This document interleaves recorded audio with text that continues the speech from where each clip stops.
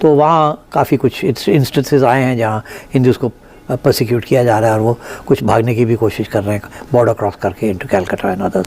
আমি বলতে চাই মা আমরা বঙ্গ হইনি, আমরা বাঙালি জেগে উঠেছি, আমরা হিন্দু জেগে উঠেছি। জয় শ্রীরাম, জয় শ্রীরাম। तो भारत आने के बाद शेख हसीना जी ने पहला बयान दिया है, साफ साफ कह दिया है आई विल बी बैक। तो उन्होंने कहा कि मैं बांग्लादेश लौटूंगी जल्दी ही। और आज देखिए कि नौजवान हिंदू लड़के युवा जय श्री राम का नारा बांग्लादेश के रोड पर लगा रहे हैं, ढाका के रोड पर लगा रहे हैं, बाजार चौक में लगा रहे हैं और बड़े बड़े बैनर लेकर के कह रहे हैं कि हम अब चुप नहीं रहेंगे। फाइनली इस इशू को लेकर यूनाइटेड नेशंस बोल पड़ा है। नाउ यहाँ पे आप लोग देख पाओगे यूनाइटेड नेशंस ने ओपनली स्लैम किया है दी अटैक और माइनॉरिटी। इंडिया बहुत शोर मचा रहा है कि वहाँ की तब्दीली में पाकिस्तान का किरदार है, अमेरिका का किरदार है, चाइना का किरदार। सिवाय हिंदू कम्युनिटी की टेंशन को लेके, हिंदू कम्युनिटी की परेशानी को लेके, इसके अलावा इंडिया की इकोनॉमी पे कोई असर पड़ने वाला है, इंडिया की करेंसी पे कोई असर पड़ने वाला है, इंडिया की डेवलपमेंट रुक जाएगी या क्या बांग्लादेश के साथ क्या ऐसा मतलब लिंक्ड है इंडिया कि भाई नरेंद्र मोदी परेशान होंगे। चिकन्स नेक वो बड़े कुछ मील का इलाका है कि अगर वो काट दिया जाए तो हिंदुस्तान अलग के दो टुकड़े हो जाएंगे। लेकिन सच तो ये है कि तीर कमान से और गोली बंदूक से निकल चुकी है। हिंदू जो वहाँ पर रहते हैं, हिंदू कम्युनिटी जो वहाँ पर बांग्लादेश में है, उन पे मुसलसल अटैक चल रहा है जिसके लिए पूरी दुनिया में प्रोटेस्ट किया जा रहा है। मैंने आज भी देखा कि सोशल मीडिया पर जो है वो चाहे कनाडा हो, चाहे अमेरिका हो या कोई और कंट्री हो, हर जगह पे लोग प्रोटेस्ट कर रहे हैं। इसमें चौथे पोजीशन पर है और एक आवाज अगर भारत के आदरणीय प्रधानमंत्री जी ने अगर इजराइल को दे दिया, रशिया को दे दिया, सऊदी अरब को दे दिया, कतर को दे दिया और अलग अलग देशों को दे दिया, तो ये सारे देश एक साथ एक ही आवाज में बांग्लादेश के अंदर घुस जाएंगे और फिर हम उसको हिंद देश तो क्या, हम उसको पूरा का पूरा ही हिंद देश बना देंगे। नमस्कार दोस्तों, स्वागत है आप लोग का हिंदुस्तानी स्पेशल के एक और नए वीडियो में। दोस्तों, जिस तरीके से बांग्लादेश में हिंदुओं के ऊपर अत्याचार हो रहा था और उन पर लगातार अटैक मुस्लिम कट्टरपंथियों द्वारा किया जा रहा था, उसके बाद अब हिंदू जो है वो बांग्लादेश की सड़कों पे आ गए हैं और वो जो है वो बांग्लादेश की सड़कों पे आके जय श्री राम का नारा लगा रहे हैं।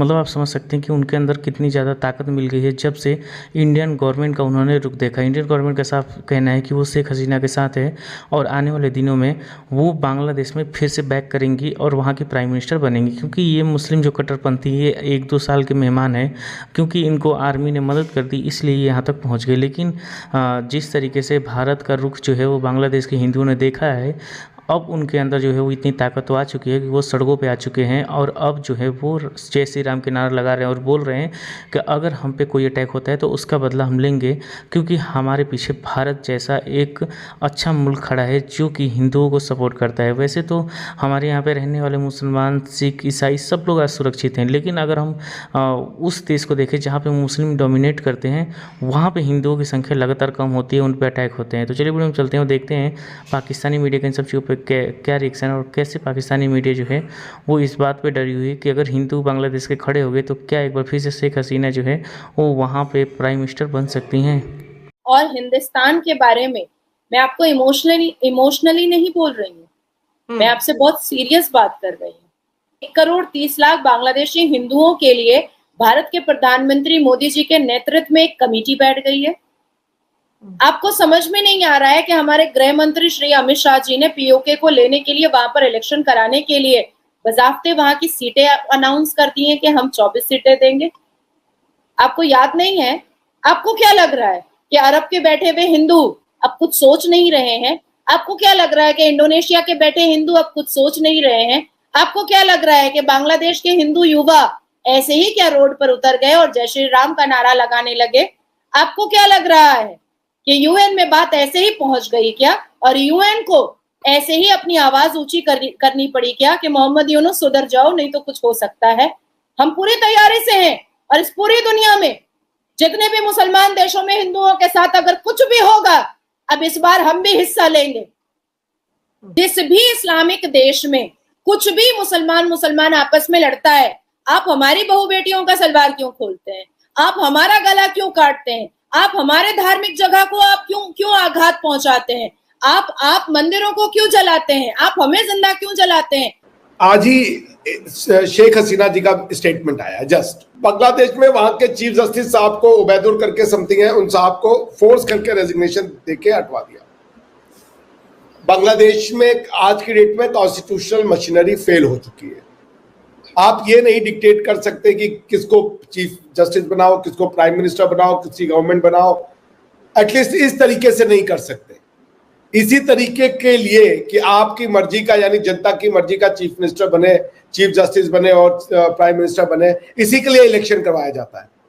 आप रुक जाते 2-3 साल और उसके बाद इलेक्शन में जाके सारा गुस्सा निकाल देते, भंडा फोड़ हो जाता। पॉइंट ये कि ये जो किया गया इंजीनियर्ड, इसको क्या कहें, मैं कू तो कह नहीं सकता क्योंकि ये कू है नहीं, क्योंकि पहले तो आर्मी ने सपोर्ट ही किया था, क्या नाम है, शेख हसीना साहिबा का। तो ये एक रेडिकलिज्म जो बांग्लादेश में बढ़ रहा है और आज से नहीं बढ़ रहा, वो पहले से बढ़ रहा है। ये जो आप मुझसे क्वेश्चन पूछिए हिंदुओं को अटैक कर रही, अटैक अभी ये बाहर आ गया, वरना 24% हिंदू घट के 7% कैसे हो गए बिना अटैक के? दैट बेग्स अ क्वेश्चन ना। हमारे यहाँ का मुसलमान पॉपुलेशन बढ़ गया, बांग्लादेश का मुसलमान पॉपुलेशन बढ़ गया, आपका मुसलमान पॉपुलेशन बढ़ गया, लेकिन हिंदू दोनों जगह पे, तीनों जगह पे, भारत में भी हिंदू कम हो गए, पाकिस्तान में भी हिंदू कम हो गए, बांग्लादेश में भी हिंदू कम हो गए। क्यों? और उसके बाद हमारे यहाँ पे लोगों को बोलिए कि हिंदू डेंजर में है तो they will loaf it of. Point है कि क्यों अटैक किया, ये सबको पता है क्यों अटैक किया। जमात इस्लामी ने कहा, शेख हसीना का गुस्सा क्या था?